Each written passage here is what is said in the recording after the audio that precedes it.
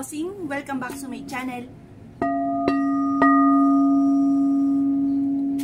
Kayo po ba mga bossing ko ay parang iba yung panlasa po ninyo na parang hindi nyo mawari mga bossing, bagamat kayo po uminom na ng gamot mga bossing, pero parang iba po, parang ikaw po ay nilalamig sa bagamat napakainit naman, napakasanting ng sinag ng araw. Maaaring may mga negatibo dyan sa katawan po ninyo na pwede nating alisin na sa mga simpleng pamamaraan lang ng mga bossing. Or kaya po parang pakiramdam ninyo itong mga nakalipas na buwan, parang lagi kang minamalas, parang ang daming mga pagsubok na dumarating. Ito po mga bossing, subukan nyo po ito mga bossing at makakatulong po ito. Dahil ito po yung ginagawa ko din, lalo na yung parang ako yung naglalaway kasi ganoon po ako mga bossing.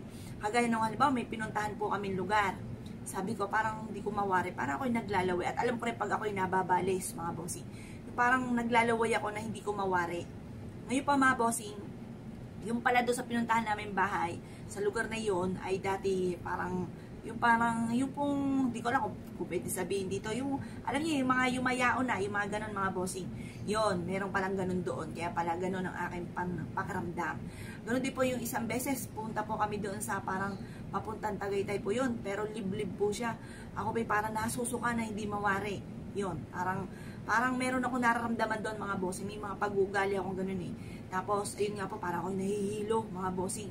Bukod sa sobrang init, ay parang naglalaway ba mga bossing yan. Ngayon po mga bossing, kung kayo ay nakaranas ng ganyan na parang hindi mawari ang inyong panlasa, subukan nyo po ito. Or like kang minamalas, subukan nyo po ito. At makakatulong po ito upang sa ganun, mawala ko ano man ang mga negatibo dyan. Kasi kung may negatibo sa inyong katawan, nako mga bossing, maaaring magpapaagoy-agoy na yan, mawin sa karamdaman, tinatamad kang kumilos, tapos parang yung papahiga-higa ka na lang mga bossing dahil may mga negatibo sa inyong katawan. Kaya mas mainam, subukan nyo po ito, proven po ito mga bossing.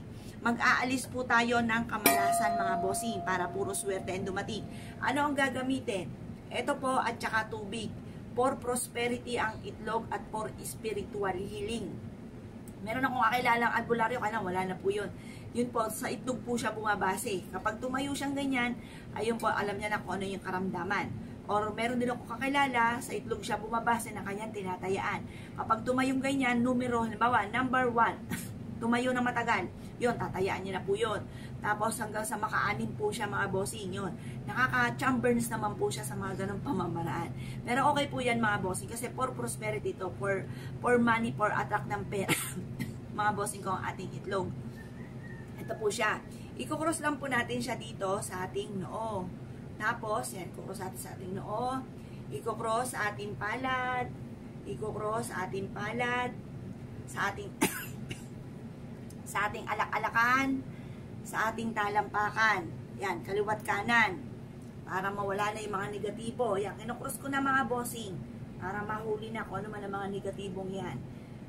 Minsan may tinuturo rin akong ganito. Malaking aluwan daw po guminhawa ang pakaramdam. Subukan nyo rin po ito. Or pwede rin naman po yung lagi tinuturo na mula ulo mga bossing. Yan, para masimot ang mga kamalasan. Pati mga kilikili po natin mga bossing. Yan. Yung mga kilikili po natin. Yan, pagugulungin po natin para mawala mga kamalasan. Tabuin na lahat ang kamalasan. Yan, pagulungin nyo po sa inyong buong katawan. Makakatulong po ito para mawala na ang mga kamalasan. Yan po mga bossing. Pagtapos, pwede po kayong humarap sa may silangan at mag-wish na sa pamamagitan nito ay tinatapo ko na lahat ng kamalasan ko at huwag ka na muling babalik pa. Kasi kung may mga kumapit po sa inyong kamalasan, mga bad spirit, ito po ay mahihigo po ng ating itlog mga bossing. May kakayahan po ito na humigop ng mga negatibo. Yan, kukuha po tayo mga bossing ko ng tubig. Tapos, yan, babasagin po natin siya dito. Yan. Ayan, nabasag pati yung ano. Yan. Nako, napakadami. Kaya pala, ang pakaramdam ay hindi mawari. Oh. Yan mga bossing, yung puti-puti. Yan po yung mga negatibo, mga bossing. Yung mga naglutang na yan na puti.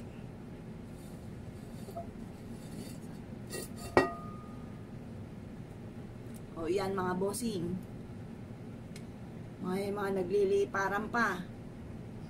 Na hindi, ayan pa mga bossing ko, yung mga negatibo na kumapit sa atin kasi for spiritual healing po yan. Itong ating egg. O may bilog pa, o mga bossing o. Yan o, may bilog. Yan. Yan pa mga bossing ko, yung mga kamalasan na nahigop. Mga karamdaman na nahigop. Yan mga bossing. Oh. Meron pa siyang bilog dito. Hindi masyado makita sa video eh.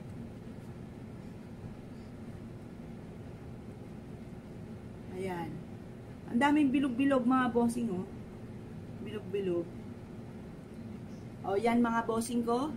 Isa ito sa mga pamamaraan para maalis yung mga negatibong enerhiya na kumapit po sa atin. Mainam na makagawa kayo ng ganito mga bossing. Para kung parang feeling nyo ay lagi kayong minamalas, sa pamamagitan naman nito, magtutuloy-tuloy ang pasok ng swerte. Parang mas lamang mga bossing ko yung mga nakalubog na bilog-bilog. Ang daming bilog-bilog mga bossing. Tapos, konti lang yung mga nakalutang na ito mga bossing. Yan po yun. Tapos yung ano, yung mga, ito pa mga bossing, yung pinaka pula ng itlog, nagbilog-bilog din siya mga bossing. Hindi, bilog-bilog mga bossing. Yan, ito naman may mga nakalutang din na tigi-tigisang ano, yan yung mga bad spirit daw. Yung sa puti, yan, nagpapakita yan ng mga bad spirit. Kagaya nitong lumutang nito, yan, nahuli na po natin mga bossing. Yan pa mga bossing kung parang hindi nyo mawari ang inyong pakaramdam. Nung isang araw ko pa ito gustong gawin eh, ngayon ko lang siya nagawa mga bossing. Ngayon pa mga bossing, ito ay proven. Kasi ako ganito rin, parang tinatamad ako, parang pakawari ko ako ay tatarangkasuhin. Subukan nyo pong gawin kung kayo po'y ganyan din ang inyong panlasa. Lalo-lalo na sa mga panahon ngayon. Kasi bago ka mag-take ng gamot, or kaya nakapag-take ka na, tapos parang iba pa rin yung panlasa nyo, maaaring may mga bad spirit na kumapit po sa inyo na kailangang alisin lang po natin. Kaya kung kayo naniniwala sa pamamagitan lang ng isang itlog ay makakatulong para guminhawa ang inyong pakaramdam, or kung halimbawa man ay para kung meron kayong hindi nakikita at nakakapit sa inyo pero nararamdaman nyo po siya, makakatulong po ito mga bossing. Subukan nyo na po itong tubig at itlog. Ngayon pa mga bossing, kapag nagawa nyo na ito, pwede nyo na po siyang lagyan ng konting asin, tapos itapon nyo sa may lababo. Or pwede rin naman kinabukasan na 24 oras, ilagay nyo lang po ito sa gilid ng inyong higaan at ito po ay makakatulong upang sa ganon masimot palalo ang mga negatibong enerhiya. Proven po ito mga bossing. Kaya kung kayo pinaniwala at naisyo po itong gawin at meron kayong mga kilala na masama pakaramdam na parang uminom naman ng ano gusto nyo rin po na maalis kung may mga negatibong espiritu, wala naman po masama po dyan, ay i-share nyo po ang ating video sa kanila para magawa rin po nila ito dahil itlog lang naman at tubig ang ating kailangan. Kaya kung pinaniwala mga bossing, asya, good luck po sa inyo po lahat.